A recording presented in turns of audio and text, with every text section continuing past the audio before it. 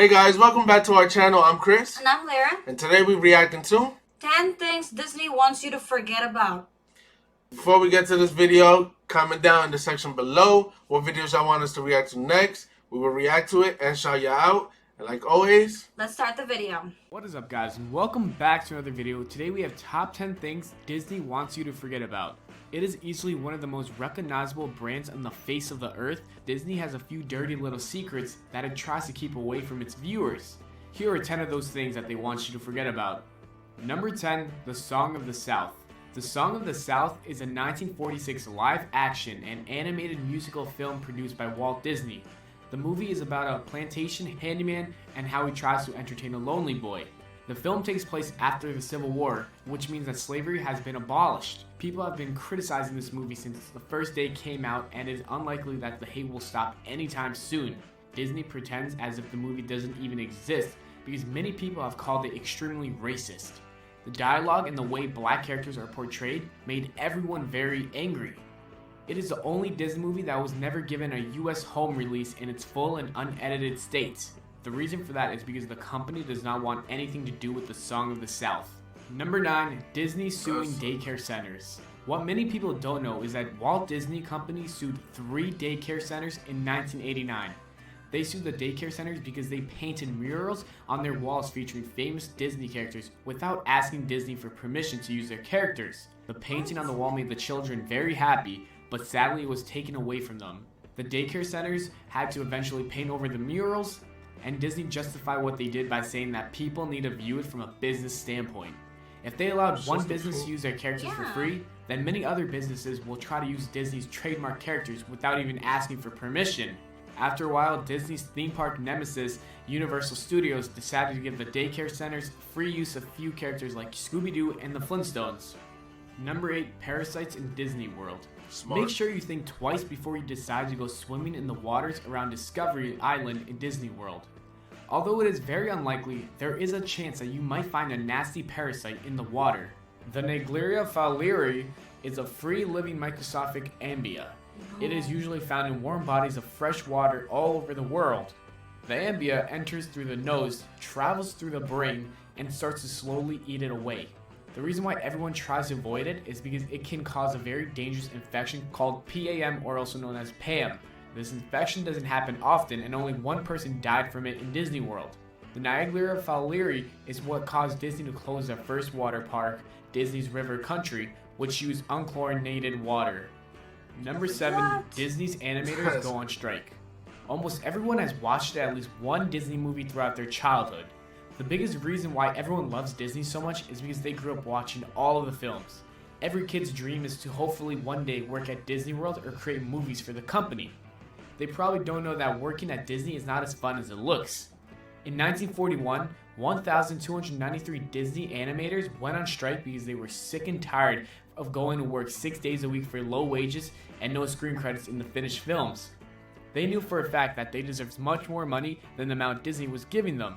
The strike lasted a total of 9 months. Finally, Disney himself decided to step in and fix the problem, and he negotiated with the animators.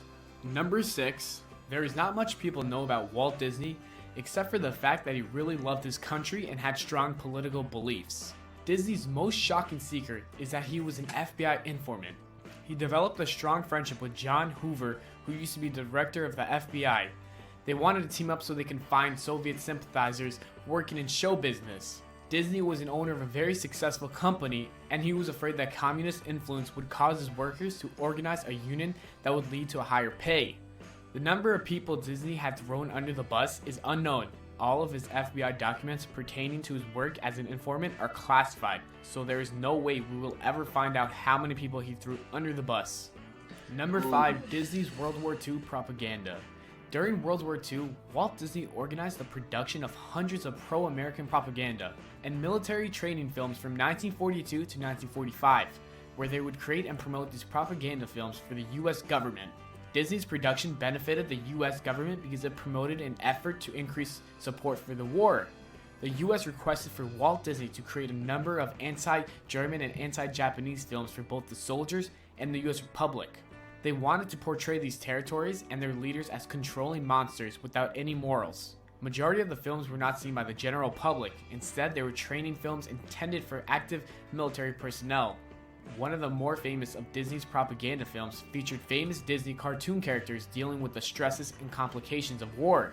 In the film, the Führer's face, also known as Donald Duck, had a frightening nightmare where he had to deal with the absurd Nazi food rations and endure a hard day's work in an artillery factory. Also in another famous film, Commando Duck, Donald goes all out and destroys a Japanese military base all by himself. Number 4, Code A113. The code A113 is virtually in every Pixar movie from Finding Nemo to Up to Toy Story and many more. Viewers have also seen the code in Disney films like The Brave Little Toaster and The Princess and the Frog, and they also seen the code in animated television shows such as The Simpsons and American Dad. What is this conspiracy all about?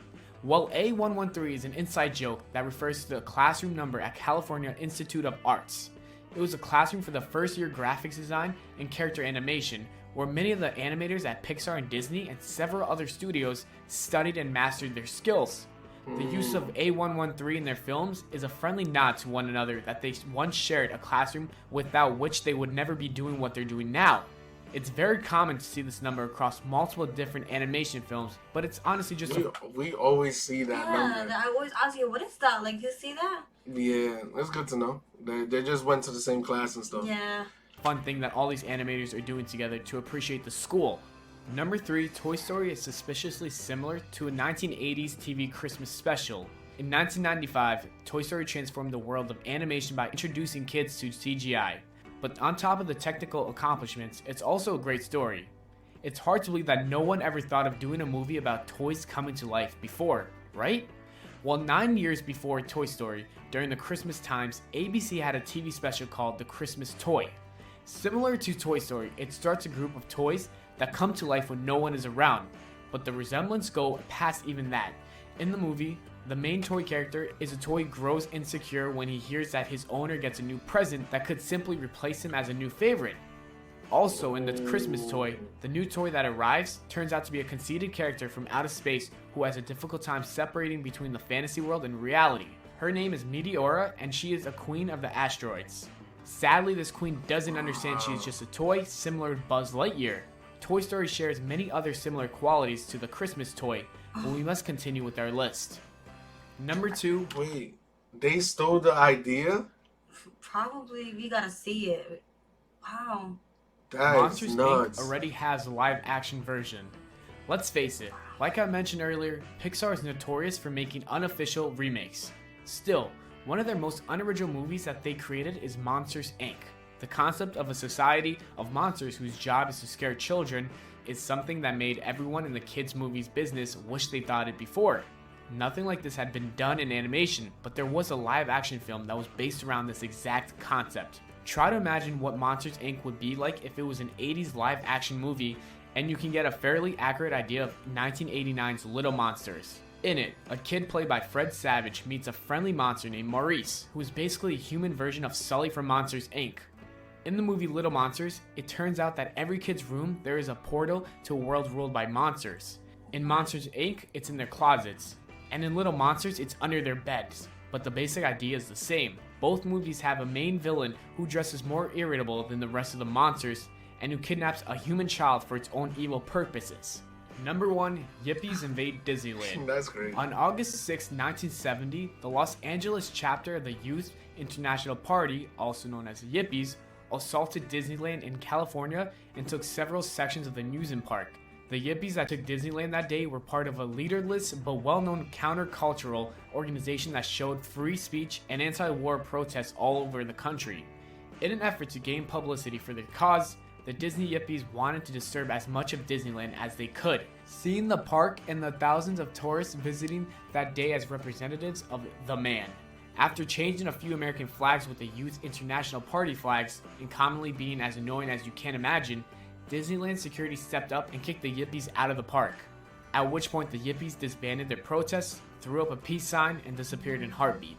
Thanks for watching the video, guys. I hope you enjoyed. If you did, don't forget to leave a like, subscribe for more, and I will see you all in the next video. Disney has some things behind the scenes that is cringe. Oh my god. Every, Like Walt Disney was an FBI agent? for real, like wow. He That knows is a lot. That is wild. For him to create Disney is crazy too.